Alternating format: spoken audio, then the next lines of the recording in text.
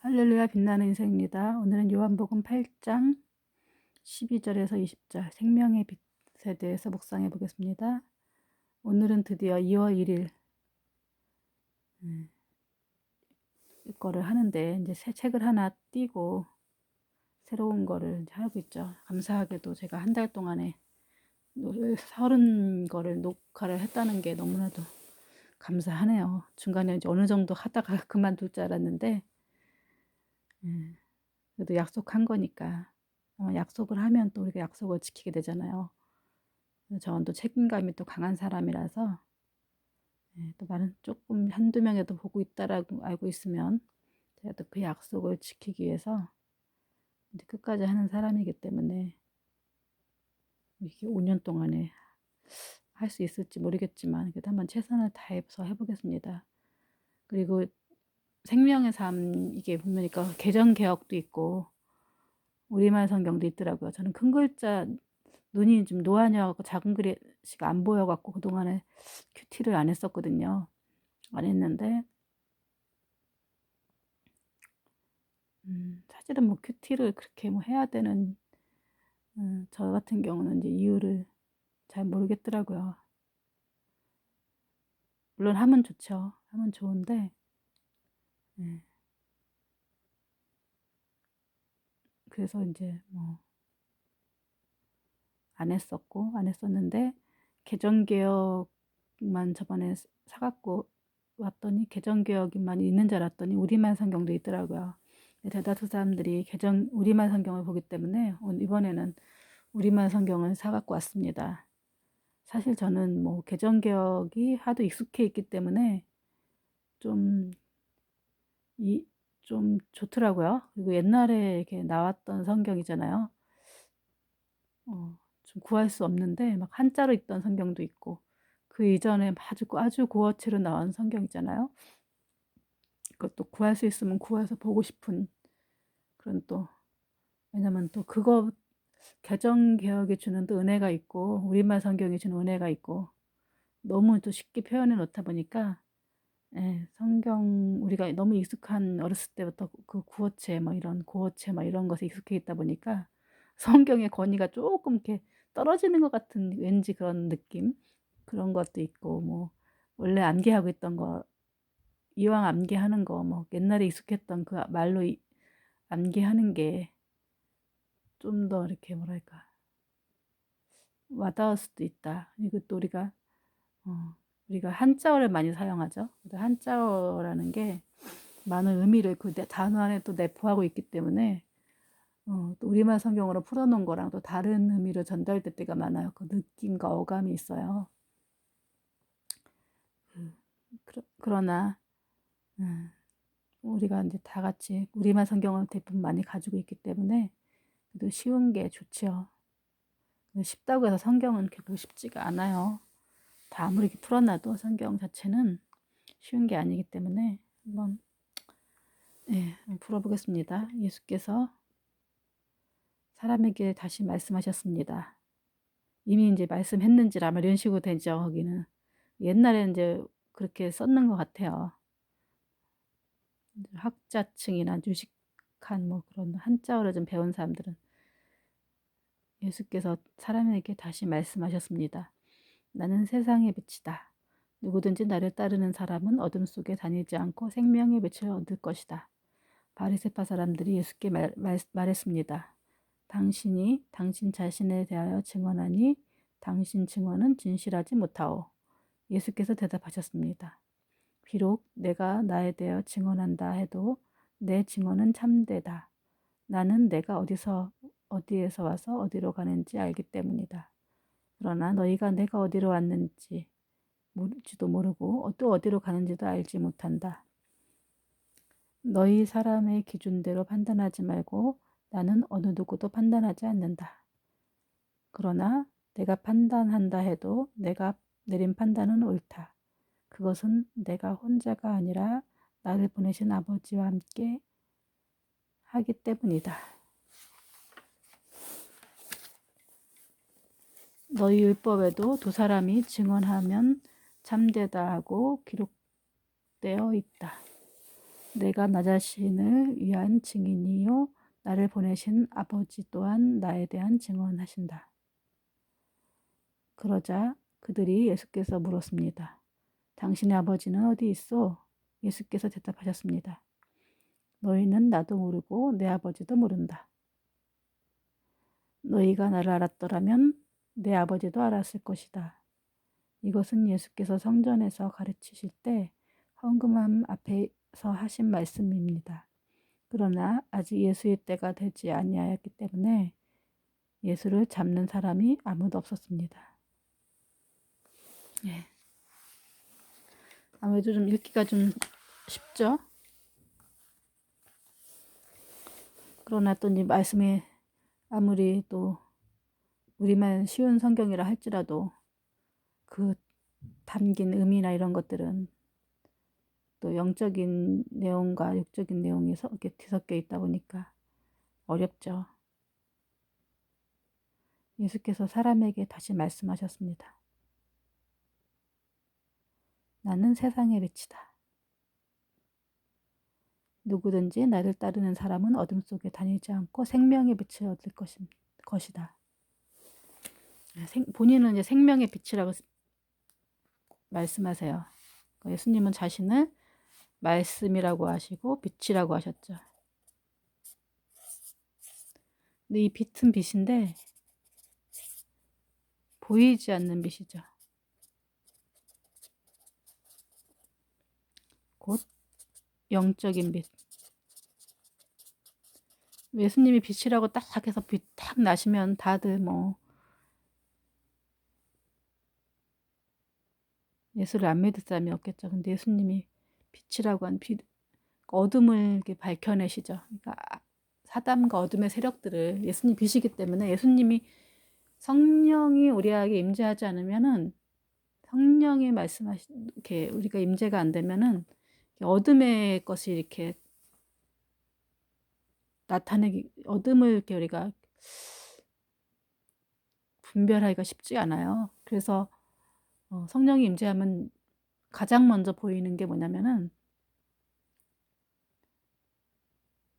사람 속에서 역사하는 사단의 모습을 보게 돼요. 그 사람의 언어나 행동이나 혹은 느낌과 어떤 직관적인 그런 것으로 저 사람 속에 사단이 역사하는구나. 이걸 보게 되죠. 그래서 옛날에는 그걸 모르고 이제 그 사람하고 막 친하게 지냈다가 된통 당하고 그랬죠. 근데 이제는 그 사람 속에 있는 처음에는 많이 그런 게 보이더라고요. 그런 게. 그래서 이제 피하게 되죠. 물론 이제 사람 속에 사단이 역사 안 하는 사람은 거의 없죠. 예수 잘 믿는다는 사람들도 아까 저번에 말씀하셨듯이 비율대로 좀 다른 완전히 100% 성령 충만한 사람은 거의 없다고 봐요. 20, 80대, 20 이런 식으로. 근데 그 사람이 거의 80대, 20으로 사단이 거의 90%, 100% 이렇게 사단이 임해서 사단의 그런 어떤 것들을 봤을 때 좀 피할 수 있는 수가 있죠. 그래서 사기를 좀 덜 당하거나 또 그 사람으로부터는 위험 같은 거를 많이 이제 그래서 저도 이제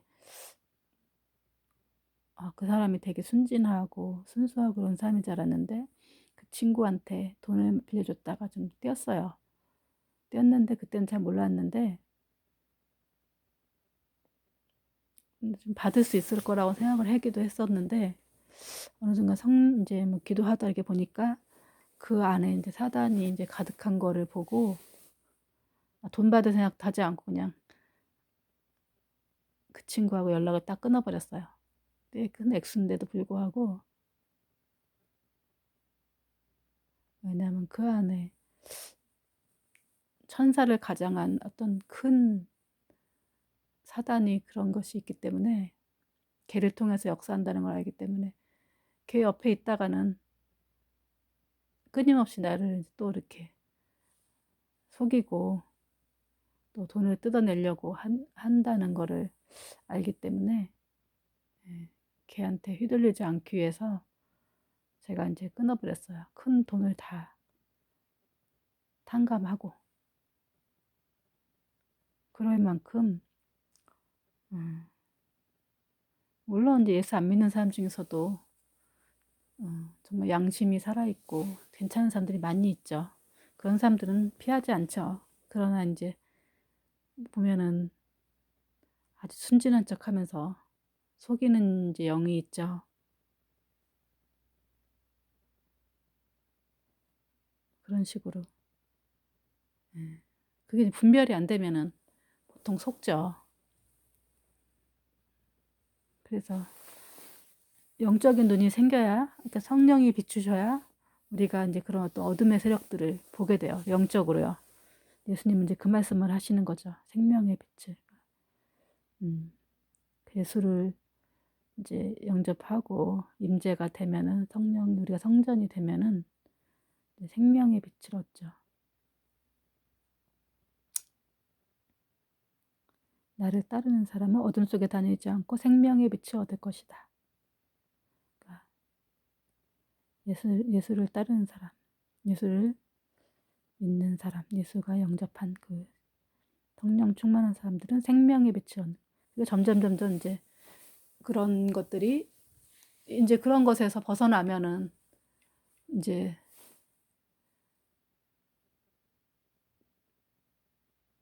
마음이 가벼워지는 거죠.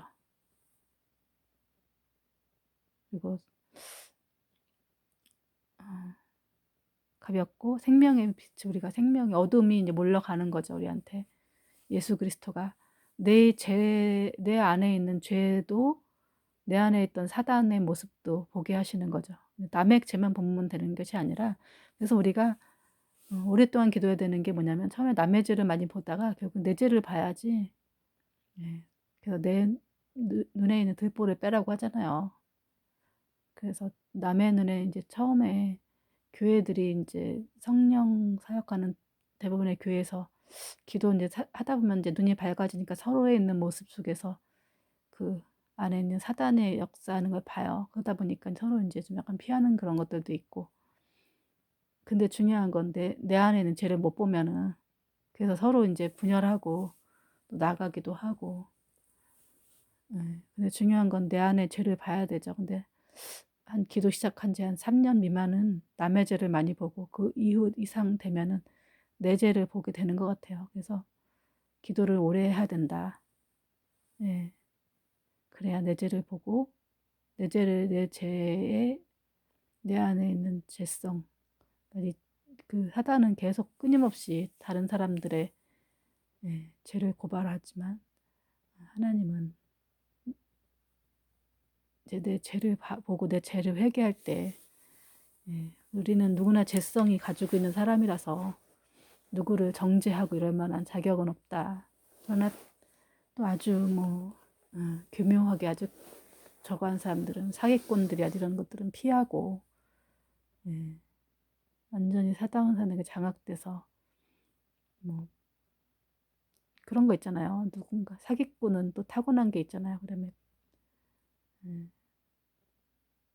뭐 살인자, 무슨 도둑자, 이런 도둑질 하는 사람들은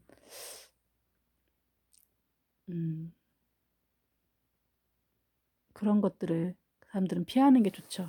그런 사람들은 한 번 그런 범죄를 계속하는 사람들은 그것도 유전적으로도 그렇고 계속 그렇게 하는 것 같아요.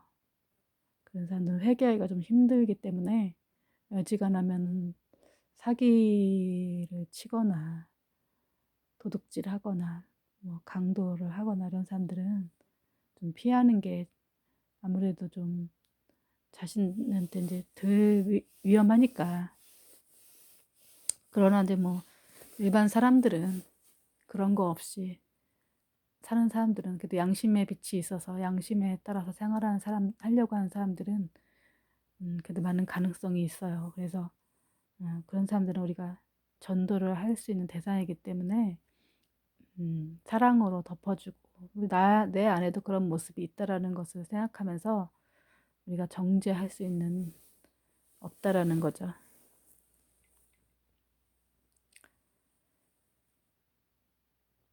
바리새파 사람들이 예수께 말했습니다. 당신이 당신 자신에 대해 증언하니 당신의 증언은 진실하지 못하오. 아무래도 우리말 성경을 읽으니까 좀 약간 좀 뭔가 좀 자연스럽죠. 예를 들어 바리새파 사람들이 말하되 막 이런 식으로 했으니까 왠지 뭐 읽다 보면은 뭐가 탁탁탁탁 막히는 그런 느낌이죠. 당신 자신에서 증언하니 당신 증언은 진실하지 못하다는 얘기를 하죠. 그러니까 예수님이 스스로 자기에 대해서 하늘나라에서 왔다는 둥, 하나님의 아들이라는 둥, 또 스스로 하나님이라고 하는 둥, 뭐 이렇게 얘기하니까 당신의 증언, 그 말이 진실하지 못하다고. 왜냐면 다른 사람들이 누군가 증언해 줄 자가 있어야 되는데 예수님은 이것을 증언해 줄 자가 아무도 없죠. 겨우 이제 세례 요한 정도 세례 요한 정도가 이제 예수님을 하나님의 아들이라고 이제 미리 앞서서 오셔갖고 그분이 이제 저분이라는 거 메시아가 말해줬지만 예수님은 누가 예수님에 대해서 증언을 해주겠어요.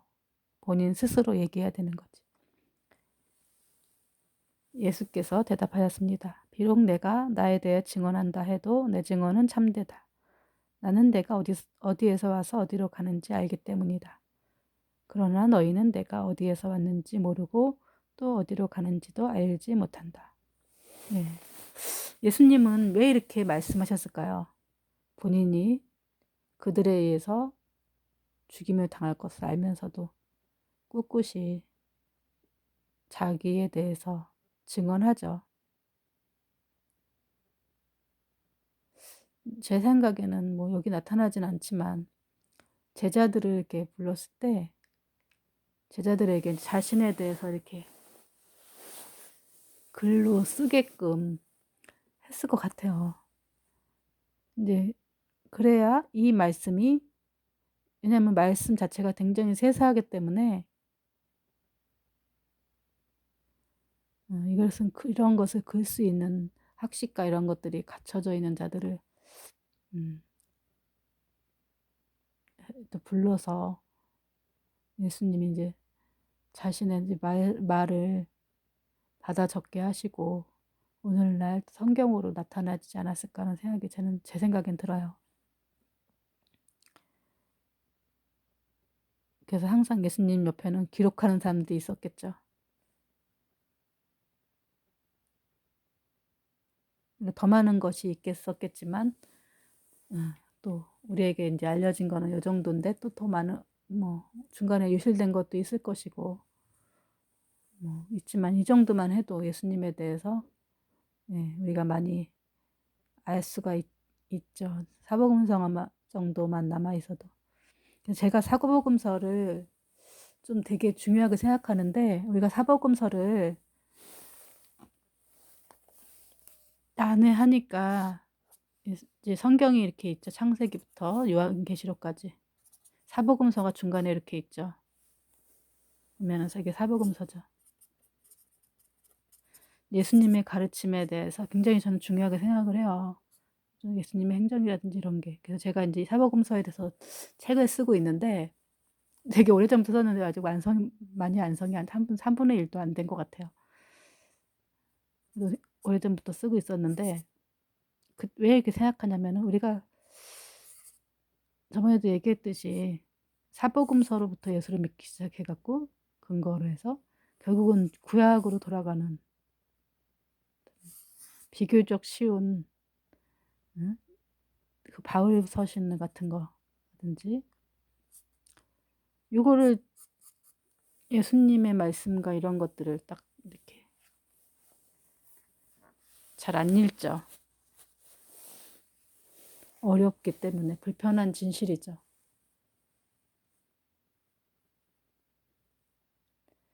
왜냐하면 예수님의 고난과 이런 것들을 마주할 때 예수님이 말씀하신 그 가르침 이런 것들이 어렵기 때문이에요. 어렵다는 얘기는 우리가 고난과 이런 것들을 통과해야 된다라는 얘기를 해야 되는데 별로 원하고 기복신앙이기 때문에 여기를 갖다 외면하는 게 되게 많아요. 그래서 실제로 복음주의적인 신앙을 얘기하는 교회에 사람들이 많이 없어요.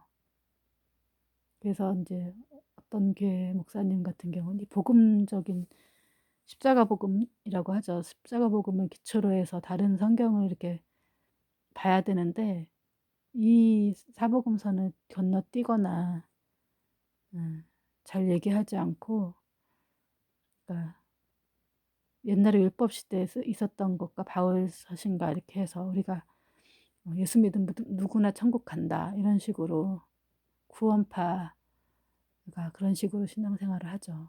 그러니까 복음서를 기초하지 않은 신앙생활은 예수님의 말씀에 이렇게 기초하지 않은 신앙생활은 우리가 생명이 없어요. 사실은 생명이 없다는 얘기가 아니라 생명이 없을 확률이 높아요. 그렇기 때문에 되게 중요한데, 네. 그래서 뭐 이렇게 복 준다, 성령 충만하면 막 복 받는다 이렇게 하는 교회들은 막 교회 사람들이 많죠. 성경에 나오잖아요. 넓은 문으로 들어간 자는 별로 많고 좁은 문으로 들어간 자들은 별로 없다고. 그래서 이제 그는 어쩌겠어요. 뭐 그게 뭐 하나님의 또 계획인 걸 수도 있고 그렇기 때문에 네.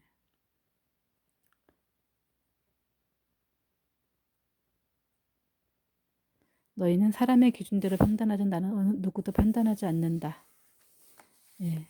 앞에 얘기도 또 맞죠. 동일한 장소는 아닌 것 같아요. 여기가. 예. 왜냐면 사람들이 다 같기 때문에. 그러나 내가 판단한다 해도 내가 내린 판단은 옳다. 그것은 내가 혼자가 아니라 나를 보내신 아버지와 함께하기 때문이다. 하나님은 자신이 판단이 옳다고 얘기하시죠. 하나님과 함께하기 때문이다. 하나님은 혼자 하시는 것이 아니라 항상 하나님과 함께 하시는. 너희 율법에도 두 사람이 증언하면 참되다 기록되어 있다. 예수님은 너희 율법이래요. 너희 율법. 너희가 이렇게 믿는 율법을 말하는 거죠. 율법을, 모세의 율법을 이 사람들은 신처럼 신봉하고 있었죠. 율법주의. 오늘날도 율법주의죠. 법치주의니까. 하나님이고 뭐고 그 법에 의해서 이제 다스려 나가죠. 아무리 대통령이고 뭐고 법을 어기면 탄핵도 당하거나 이렇게 되는 거죠. 예. 두 사람이 증언하면 참되다고 기록되어 있다.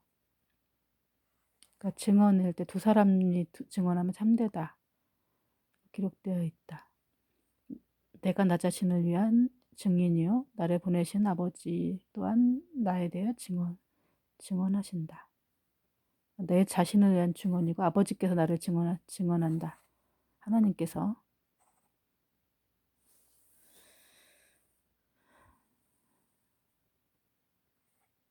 하나님은 자신을 누가 증언할 사람이 없죠. 그리고 하나님 아버지가 증언하고 자기가 증언하고 그러니까 누구 증언할 사람이 없으니까 본인이 증언하시는 거죠. 그러자 그들이 예수께 물었습니다. 당신의 아버지는 어디 있어? 예수께서 대답하셨습니다. 너희는 나도 모르고 내 아버지도 모른다. 너희가 나를 알았더라면 내 아버지도 알았을 것이다. 네. 그러니까 아버지는 육적인 아버지를 말하는 거겠죠. 이 사람은.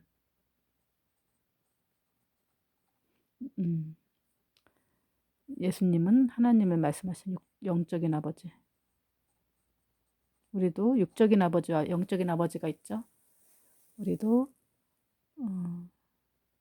유전자적으로는 우리 육적인 아버지가 있지만 영적인 하나님의 아버지가 있는 거죠.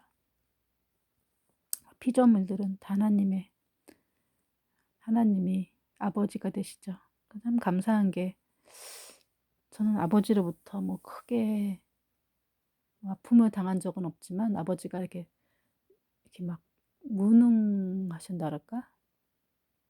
이렇게 능력 있으신 분이 아니었어 갖고 아버지가 좀 내가 책임의 대상이지 아버지한테 의지를 어렸을 때는 물론 아버지가 커 보이긴 했죠. 아버지가 힘이 세고 그래도 돈을 벌어 오시고 이렇게 했지만 한 초등학교 이후로부터는 아버지를 내가 보호의 대상이지 아버지 의지의 대상으로 생각해 본 적이 없어요. 근데 그래서 하나님도 이렇게 그 아버지 육적인 아버지처럼 능력이 많으시고 이런 것에 대해서 잘 믿어지지가 않은데 요새는 우리가 아버지가 있다라는 것이 너무 하나님 능력이 많으신 아버지가 있다는 것.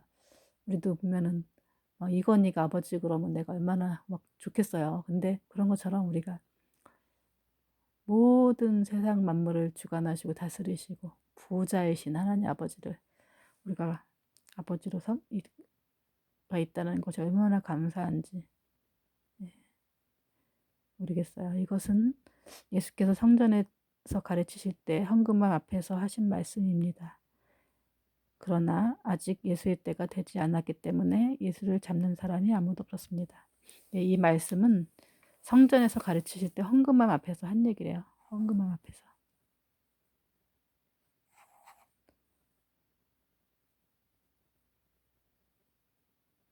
그래서 자신이 이제 이때는 예수를 이제 그러니까 때가 안 되면 바리새인들도 예수님을 잡지 못하죠. 그러니까 우리가 악한 것도 하나님의 때가 있어야 되는 것 같아요. 하나님 모든 것이 하나님의 때가 있고 하나님이 주관해 나가신다. 우리가 나쁜 것도 나쁜 것이 아니요 좋은 것도 좋은 것이다. 우리가 예수 안에서 있을 때 모든 것이 좋다. 우리는 이미 하늘나라 시민이요 모든 세상 만물을 다스리시고 창조하신 부자이신 하나님을 아버지로 두고 있다. 그리고 우리는 생명의 빛, 예수님의 우리 안에 들어오시면 생명의 빛이기 때문에 우리는 이미 영원한 생명을 얻은 자다. 이것만 생각하면은 우리 땅에서 모든 고난과 어려움과 이런 것들을 다 이겨내갈 수 있을 거라고 생각합니다. 잠깐 기도하고 마치겠습니다. 하나님 아버지 감사합니다. 오늘 우리가 생명의 빛이신 예수님을 우리가 구주로 모시고 내 안에 또 찾아오신 예수님 참으로 감사합니다. 하나님 우리가 예수 아니면 율법에 기초한 신앙생활 할 수밖에 없었는데 하나님 정말 우리가 예수님을 통하여서 우리가 영원한 생명을 얻고 하나님의 아버지라고 부를 수 있게 하심을 참으로 감사합니다. 하나님 정말 우리 앞길을 주님 인도하여 주시고 한 걸음 한 걸음 인도해 나가 주시옵소서. 하나님 많은 사람들이 이 생명에 비치신 예수님을 구주로 믿고 따를 수 있도록 아버지 역사해 주시고 하나님 우리가 제가 시작한 이 성경 묵상이 많은 사람들이 듣고 예수께로 나올 수 있도록 하나님 쓰임 받을 수 있도록 주님 제가 작은 오병이어를 바치는 것이 오니 기적을 이루어 나가 주시옵소서. 예수님의 이름으로 기도했습니다. 아멘.